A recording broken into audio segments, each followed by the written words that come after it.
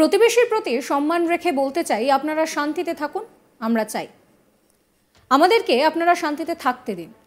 আপনারা রান্নাঘরে কি তৈরি করবেন আমরা জিজ্ঞাসা করি না। আমাদের রান্নাঘরে তাকানোর চেষ্টা করবেন না। আপনারা আমাদের সাম্প্রদায়িক সম্প্রীতির কথা বলেন, তার আগে আপনারা নিজের চেহারা আয়নাতে দেখে নেবেন। আপনারা সংখ্যালঘুদের সঙ্গে কি আচরণ করছেন দেখুন। আমাদের সাম্প্রদায়িক সম্প্রীতির কথা শেখাতে হবে না। ভারতকে সরাসরি হুমকি জামায়াতে ইসলামী প্রধানের। তিনি প্রকাশ্যে পরিষ্কার বলছেন যে আপনারা শান্তিতে থাকুন, আমরা চাই, তবে আপনারা আমাদের বিষয়ে মাথা ঘামাতে আসবেন না। তাহলে কি এইসবের নেপথ্যে অন্য কোনো ষড়যন্ত্রের মায়াজাল বুনছে বাংলাদেশ? এর পিছনে প্রচ্ছন্ন কোনো মদত রয়েছে? এই প্রশ্নগুলোই কিন্তু বারবার উঠে আসছে। সম্প্রতি জামায়াতে ইসলামীর প্রধান শফিকুর রহমানের ভারতকে হুমকি দেওয়ার একটা ভিডিও সামনে এসেছে, যেখানে তাকে বলতে শোনা যাচ্ছে যে প্রতিবেশীর প্রতি সম্মান রেখে বলতে চাই, আপনারা শান্তিতে থাকুন, আমরা চাই। আমাদেরকে আপনারা শান্তিতে থাকতে দিন। আপনারা রান্নাঘরে কি তৈরি করবেন আমরা জিজ্ঞেস করি না। আমাদের রান্নাঘরে তাকানোর চেষ্টা করবেন না। আপনারা আমাদের সাম্প্রদায়িক সম্প্রীতির কথা বলেন, তার আগে আপনারা নিজেদের চেহারা আয়নাতে দেখে নেবেন। আপনারা সংখ্যালঘুদের সঙ্গে কি আচরণ করছেন দেখুন। কি বলছেন তিনি, শোনাবো। প্রতিবেশীর প্রতি সম্মান রেখে বলতে চাই, আপনারা শান্তিতে থাকুন, আমরা চাই। আমাদেরকে আপনারা শান্তিতে থাকতে দিন। আপনাদের পাকঘরে কি পাকাবেন আমরা জিজ্ঞাসা করি না। আমাদের পাকঘরে উঁকি মেরে তাকানোর চেষ্টা করবেন না। আমাদেরকে আপনারা সাম্প্রদায়িক সম্প্রীতির কথা বলেন, ভালো। আপনাদের নিজের চেহারা আয়নাতে একটু এর আগে দেখে নেন। আপনারা সেখানে যাদেরকে মাইনরিটি বলেন তাদের সাথে আপনারা কি আচরণ করেন। আমাদেরকে সাম্প্রদায়িক সম্প্রীতির সবক দিতে হবে না। যুগ যুগ ধরে এই দেশ সাম্প্রদায়িক সম্প্রীতির দেশ। এই দেশের মানুষ প্রমাণ দিয়েছে, সমস্ত রাজনৈতিক ধর্মীয় সংগঠন প্রমাণ দিয়েছে, আলিম উলামা প্রমাণ দিয়েছেন। এই দেশে নারী পুরুষ নির্বিশেষে যার যার যোগ্যতা অনুযায়ী তার তার কর্মক্ষেত্রে সে কাজ করবে। এখানে ধর্ম বিবেচনায় নেওয়া হবে না, এখানে লিঙ্গ বিবেচনায় নেওয়া হবে না। যার যেখানে কাজ করার ক্ষেত্র এবং উপযুক্ততা রয়েছে তাকে সেখানে পরিবেশ তৈরি করে দেওয়া হবে। একটা সুষ্ঠু পরিবেশ চাই আমাদের এই জাতি।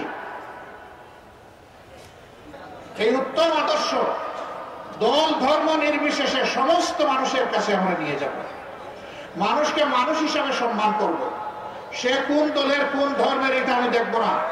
সে আশরাফুল মাখলুকাত, একই আদম এবং একই হাওয়া আলাইহিস সালামের সন্তান। সেই হিসাবে এ মানুষও আমার ভাই, এ মানুষও আমার বোন।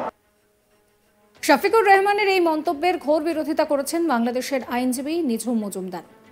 তিনি ঠিক কি বলছেন শোনাবো আপনাদের।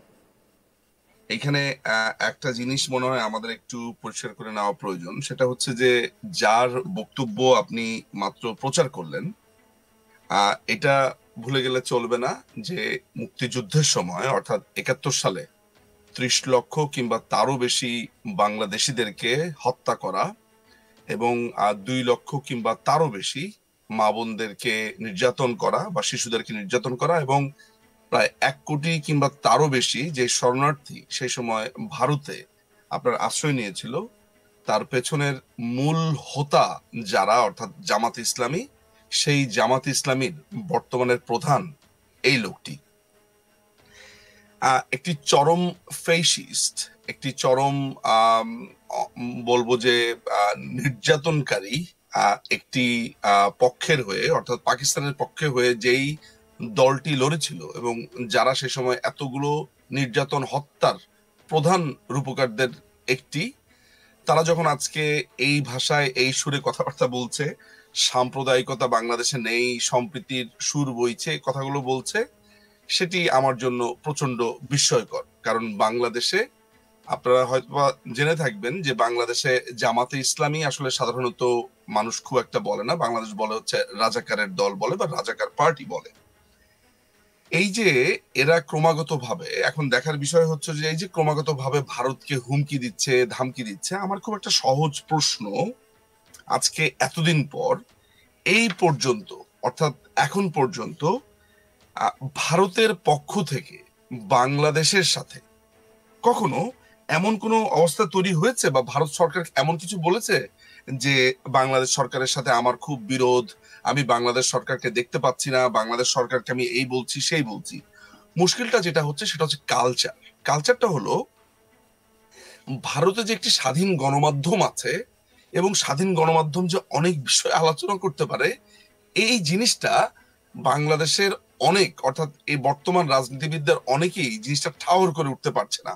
তারা মনে করছে যে ভারতের যে গণমাধ্যম, তারা যেহেতু এই যে হিন্দুদের উপরে নির্যাতন হচ্ছে, প্রগতিশীলদের উপরে যে ভয়াবহ নির্যাতন হচ্ছে, এই যে কথাগুলো ভারতের গণমাধ্যমগুলো তুলে ধরছে, সেটা ইংরেজি, বাংলা বা বিভিন্ন ভাষাতে, তারা মনে করছে যে এই পুরো ব্যাপারটা খুব সম্ভবত ভারত সরকার কন্ট্রোল করবে বা নিজ নিজ স্টেট যেটা আছে তারা কন্ট্রোল করবে, যেহেতু তারা এই ধরনের ফিলোসফিতে বিশ্বাসী যে আমাদের মিডিয়াকে আমরা কন্ট্রোল করে রাখবো, এইটা করবো। কিন্তু করে এটা জানে না যে ভারতে যেই ক্ষমতায় থাকুক না কেন, যারাই ক্ষমতায় থাকুক না কেন, গণমাধ্যম এত বেশি স্বাধীন যে গণমাধ্যমকে কোনো সিএম কিংবা কোনো প্রধানমন্ত্রী বা কোনো মন্ত্রী আসলে এভাবে ধমক দিয়ে বলতে পারে না যে তোমাদের কালকে অ্যাক্রিডিটেশনটা বাদ করে দেওয়া হবে, যেটা তারা করেছে। প্রায় 300 সাংবাদিকদের অ্যাক্রিডিটেশন বাদ করে দেওয়া হয়েছে।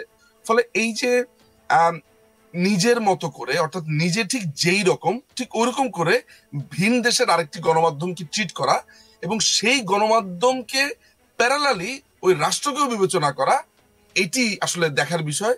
এবং আপনি যত রকমের হুমকি দেখছেন, ধামকি দেখছেন, যা কিছু দেখছেন, আসলে এই ভাবনাটা থেকে হয়েছে। এটা হলো একটি বড় ব্যাপার। দ্বিতীয় ব্যাপার হচ্ছে এই যে বলছে যে আমাদেরকে খেপাবেন না, আমাদেরকে এটা করবেন না। আমার খুব সরল প্রশ্ন, ধরা যাক যে ভারত খেপালো, তখন কি করবে? আজকে ভারত বলল যে বাংলাদেশকে আমি দখল করে নেব, তো ঠিক তার পর কি করবেন? সত্যি উত্তর হচ্ছে আসলে আপনি কিছুই করতে পারবেন না, আপনার কিছু করার ক্ষমতা নেই। আপনার যা করার এখতিয়ার আছে সেটা হচ্ছে যে আজকে থেকে প্রায় 15 বছর আগে যেটা করেছিল, যে তারই দলের যিনি ওয়ান অফ দ্য প্রধান ছিল, আমির ছিল, মতিউর রহমান নিজামীর সহযোগিতাতে আপনার 10 ট্রাক অস্ত্র সেই সময় যেমন বিচ্ছিন্নতাবাদীদেরকে দেওয়ার জন্য এসেছিল বাংলাদেশে, হয়তোবা তেমন দু একটা ষড়যন্ত্র করতে হবে, যেটার জন্য হয়তোবা সাফারও করতে হতে পারে তাদের একটা লং রানে।